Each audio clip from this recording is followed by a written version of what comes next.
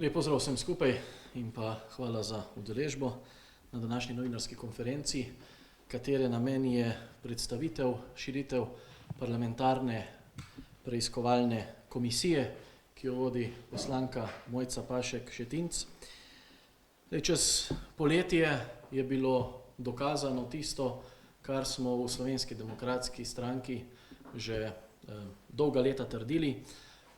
predvsem pa v zadnjem času, in to je zlizanost medijev, mainstream medijev in pa slovenskih novinarjev, tistih predvsem, ki pokrivajo dnevno politiko, njihovih urednikov in tudi lastnikov določenih medijev z levo politično opcijo. Konkretno smo v zadnjih tednih, predvsem čez poletje, dobili potrditev o zlizanosti medijev stranko Gibanje Svoboda in pa vladajočo koalicijo. Portal Necenzurirano, nobeden od njihovih treh novinarjev, ni ostal brez plačila, da je takoj po nastanku tega portala leta 2020, ko se je kazalo, da se bo oblikovala vlada, tretja vlada Janeza Janše, oblikoval in so konstantno blatili vlado Janeza Janše, Slovensko demokratsko stranko, premierja Janšo in tudi nekatere druge osebno, tudi preko svojih povezav, ki so jih imeli z določenimi v policiji, ki so danes v samem vrhu policije in pa Ministrstva za notranje zadeve. Skratka, vsi trije novinarji tega portala Necenzurirano so dobili bogate nagrade, in sicer Tomaž Modic je postal svetovalec oziroma sodelavec parlamentarne preiskovalne komisije, Vesna Vuković je postala PR-ovka v stranki Gibanja Svobode, žena Primoža Cirmana, Petra Bezjak Cirman, pa je postala direktorica vladnega Ukoma. Prejšnji teden je Marcel Štefančič vodil vladno novinarsko konferenco na eni od slovenskih fakultet. Ta teden smo izvedeli, da ponovno novinar, celo predsednik Sindikata novinarjev Slovenije, Luka Lukić, postaja eden od pomembnih ljudi na ministrstvu, ki ga vodi Luka Mesec, skratka inšpektor za delo. Nenazadnje pa smo že globoko v predsedniški tekmi in ena od verjetnih kandidatk za predsednico Republike Slovenije, Nataša Pirc Musar, je sama priznala, da je skušala ona oziroma njen mož Aleš vplivati na medije, konkretno na medije, ki so pod lastništvom Martina Odlazka in njegovega sorodstva, na način, da se je mož Nataše Pirc Musar dobil s Tomažem Veselom, sodelavcem Martina Odlazka, in ga skušal prepričati oziroma ga sprašal, kaj je potrebno, da bo imela Nataša Pirc Musar mir. Skratka, v teh zadnjih tednih se je potrdilo vse to, kar v Slovenski demokratski stranki že dlje časa govorimo, in zato predlagamo širitev parlamentarne preiskovalne komisije, ki jo vodi poslanka Mojca Pašek Šetinc, na celotno medijsko shemo, ki jo ima Martin Odlazek, na medijsko skupino Media 24 in z njo lastniško oziroma poslovno povezane vse družbe, potem na SEE M&C DOO, KCA DOO, Media Partner DOO in z njimi lastniško poslovno vezane vse družbe, se pravi, gre za portal Necenzurirano, za Primoža Cirmana in pa za Vesno Vuković, tudi da se razišče, kaj se je dogajalo v družbi za upravljanje terjatev bank, ki ima lastništvo Salomona, ki izdaja tudi tako imenovane Odlazkove medije. Predlagamo pa tudi širitev ustreznosti oziroma neustreznosti zakonodaje, da se to ugotovi, ki ureja področje ustanavljanja medijev, financiranje, lastništvo oziroma deleži lastništva ter preprečevanje medijske koncentracije, kajti vemo, da je na tem področju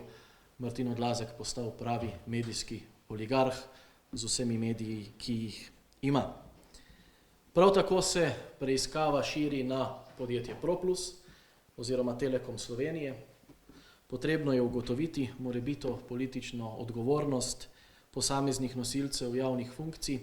zaradi suma nezakonitega vplivanja na člane uprave in pa organa nadzora Telekoma Slovenije zaradi sklenitev pogodbe z gospodarsko družbo ProPlus, ki izdaja POP TV. Leta 2016 na podlagi te pogodbe je družba ProPlus kar za 12-krat povišala nadomestilo za predvajanje svojih 5 programov v omrežju Telekoma Slovenije. Potrebno je ugotoviti vso financiranje in pa poslovanje družbe Salomon, medijska skupina Media 24 d.o.o. in pa z njo lastniško vse povezane družbe. Se pravi, Salomon, ta medijska skupina Media 24,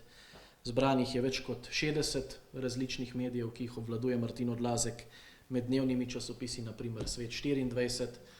potem športni dnevnik Ekipa, 2 regionalna tednika, tudi tednik Reporter. Tukaj so tudi radijske postaje, RGL, Aktual, Salomon, Radio 1, Radio Celje, Aktual, Krka, Ptuj in tako dalje. Media 24 neposredno vezana na podjetje Eurofit, se pravi podjetje v lasti Martina Odlazka in njegovih 7 otrok. 100% je to podjetje tudi lastnik Dolenjskega lista, večinski lastnik Salomona, osrednjega podjetja v tej medijski skupini Media 24. Kar se tiče podjetij SEE, MNC, KCA d.o.o., Vesna Vuković in pa Primož Cirman, Media Partner d.o.o. je izdajatelj spletnega portala Necenzurirano in z njimi lastniško oziroma poslovno vezane vse družbe. Namen je ugotoviti, ali so gospodarske družbe Telekom Slovenije, ProPlus, Petrol, Holding Slovenskih elektrarn oziroma celotna skupina HSE,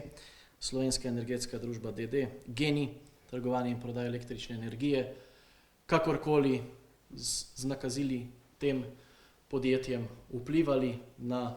potek kampanje za volitve v državni zbor leta 2022, ali je ta skupina Martina Odlazka in pa potem določenih podjetij v posredni ali neposredni državni lasti financirala politično kampanjo stranke Gibanja Svoboda. Prav tako je namen preiskovalne komisije, da se ugotovi odgovornost takratnih nosilcev funkcij v družbi za upravljanje terjatev bank zaradi pogodbe in pa vseh pravic, ki so iz nje izhajale, in pa se pravi razmeri med DUTB in pa Martinom Odlazkom v primeru podjetja Salomon. Potrebno je preveriti tudi informacije, ki so večkrat že okrožile, in sicer, da je podjetje Vesne Vuković prejelo dobrih 100.000 evrov od podjetja GEN-I, 34.000 evrov od svetovalnega centra Brio, kjer je bil lastniško povezan sedanji minister za finance Klemen Boštjančič, 73.000 od Adventura Investments Klemen Boštjančič zopet, 60.000 evrov od podjetja Gorenje, takratni predsednik uprave je danes gospod 100 funkcij, se pravi Žiga Debeljak, ki je v DUTB-ju, v GEN Energiji, na Telekomu, v samem vrhu SDH-ja, pa še danes nismo slišali njegovih pojasnil o 100-milijonskih zavoženih poslih Mercatorja na Balkanu. Po tistih poslih je potem za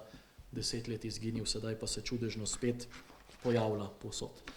Naj tudi spomnim, da je Odbor za kulturo leta 2020 sprejel sklep, da morajo pristojni preveriti medijsko koncentracijo medijev, lastniško koncentracijo medijev, ki so v lasti Martina Odlazka.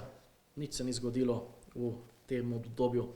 Prav tako je bil lani sprejet sklep, da je potrebno preveriti lastništvo in pa vse, kar se tiče medijev Martina Odlazka. Nič se ni zgodilo. Sami menimo, da gre za kršitev zakonodaje, da je koncentracija lastništva tukaj prevelika in da je Martin Odlazek kot medijski oligarh, trenutno velik podpornik aktualne vlade oziroma Gibanja Svobode, vplival preko svojih medijev na izid parlamentarnih volitev leta 2022 in pa seveda, da je v zameno za to, da so v zameno za to določena podjetja v državni ali deli državni lasti tudi vse te medije financirala. Skratka, naj spomnim samo na moj govor, ki sem ga imel takrat ob ustanavljanju parlamentarne preiskovalne komisije. Praktično sem vse to takrat povedal in vprašal predsednico Mojco Pašek Šetinc, ali je za to, da se preišče vse, da ne bomo dobili občutka, da je ta komisija ustanovljena izključno z namenom lova na čarovnice, in sicer v smislu, da se preiskuje Slovensko demokratsko stranko, ki se jo je preiskovalo že prejšnja 2 mandata in nikoli ni bilo nobenih ugotovitev, ki bi se končali s konkretnimi sklepi. Takrat je rekla, da je za to, in če se že preiskuje Slovensko demokratsko stranko in pa medije, ki jih v tej preiskovalni komisiji oziroma v dokumentu za odreditev pripisujejo nam, s čimer mi nimamo nobenih težav, da se to preišče. Si predstavljam, da poslanke in poslanci, člani te preiskovalne komisije, predvsem pa predsednica in stranka Gibanje Svobode, prej sem videl, da so gor že njihov sekretar in pa sodelavci preiskovalne komisije panično sestankovali, da če nimajo nobenih težav, da se razišče tudi njihovo financiranje, da se razišče vse to, kar se je dogajalo okrog portala Necenzurirano, okrog Tomaža Modica, Primoža Cirmana, Vesne Vuković, nekaterih njihovih sorodnikov,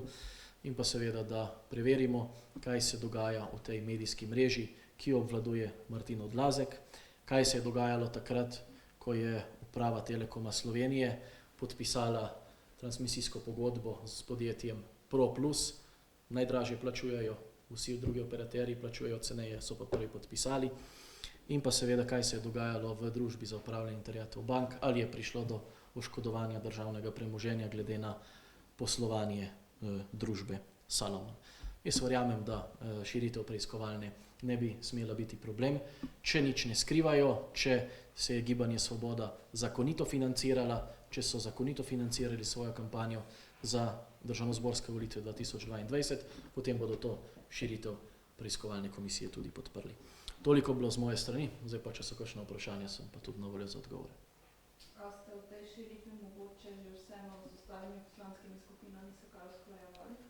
Nismo se usklajevali, kajti poslovniško imamo dovolj podpisov, da poslanska skupina predlaga širitev. Podobno smo naredili že v prejšnjem mandatu, tako da o tem bo seveda potem tekla debata na sami preiskovalni komisiji. Ste dobili mogoče nek znak, da so naklonjeni NSI, SD, Gibanje Svoboda? Zdaj, Gibanje Svoboda smo dobili znak, da so naklonjeni z govorom Mojce Pašek Šetinc oziroma njenim odgovorom meni, da nimajo problema, da se to širi. Predvidevam, da nimajo težav niti ostale stranke, pa deva tako reči, sploh zato glede na, da niso vključene, da se pač preišče, pa reciva temu, največji 2 parlamentarni stranki. Kljub temu, da bi marsikdo lahko marsikakšne račune podlagal na mizo tudi od ostalih strank, ampak mi smo se osredotočili na to, se pravi, glavni namen je preveriti, ali imamo ustrezno zakonodajo, oziroma ali je lastništvo medijev v lasti Martina Odlazka in njegove družine skladno s to zakonodajo, in če ni skladno, zakaj organi državni ne ukrepajo, kaj se je dogajalo v družbi za upravljanje terjatev bank in pa seveda, kako se je financirala volilna kampanja stranke Gibanje Svoboda, ali se je mora biti tudi iz državnih podjetij, oziroma da so naredili obvod, da so jih financirali preko določenih medijev.